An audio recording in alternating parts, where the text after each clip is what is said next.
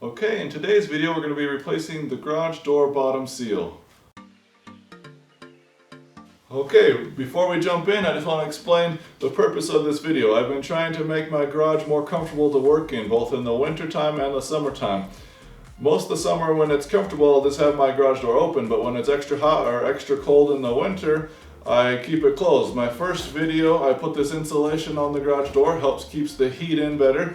But now I noticed that the seal across the bottom is old and worn out, and the seals on the side were missing pieces that would be right open to the outside.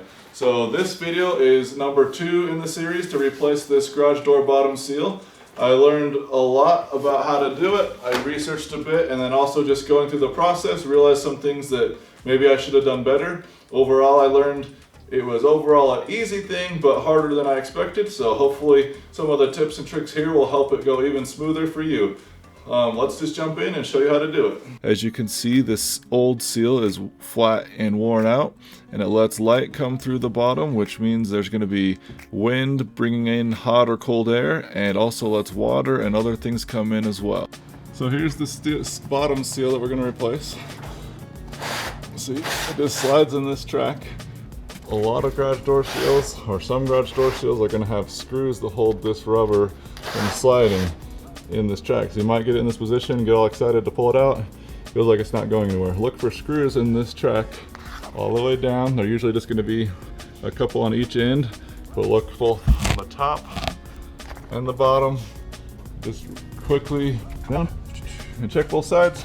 That way you're not fighting it, wondering what it is. Okay, so there's the track. I'm gonna come and pinch the edge of this. This picture shows where you want the bottom of your garage door to be. As you see, there's an opening between the garage door wall and where the garage door track starts to turn back, and you have that triangular opening. This is where the garage door seal is going to slide out as you start to pull it.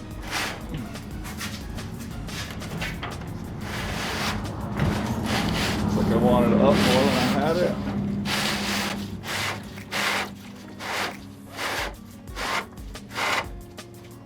Okay, so now I got a lot of it out. I'm just going to come over here and just pulling it. Watch out, it's pulling out a lot of dirt. Probably been in there as long as I've been alive. Ugh. Hazards. So, coming out, easy.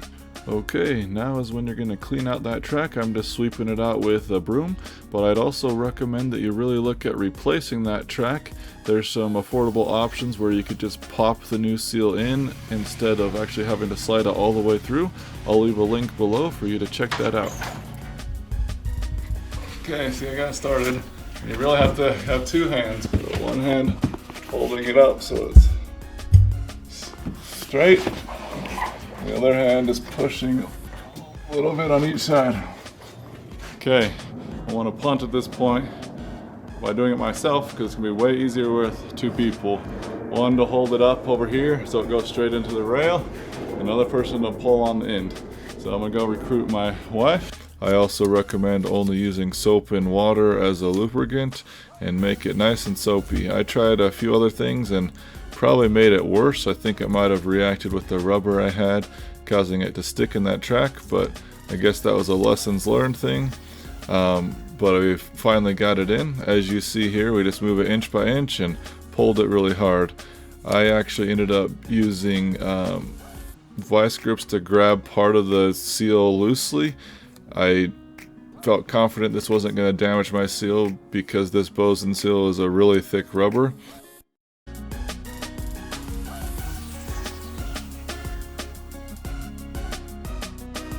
But as I referred to before, I would recommend getting a new garage door track, and probably the ones that you could just pop this in from the bottom. That way you don't have to deal with this long struggle for a few extra dollars. It's probably worth it. Oh, that sucked. Well, finally got it in. Okay, as you saw, now that the garage door seal was replaced along the bottom, I was exhausted. It was a lot more work than I thought, and I definitely needed the help of my wife to get it done. So I recommend starting to plan with having 2 people to do it. My next video is going to be replacing the seals that go on the top and on the side.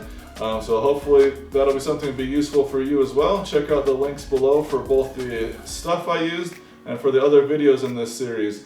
I've really liked the insulation on my garage door so far, and it's helped a ton, help with the comfort of this area, and hopefully it could help you as well.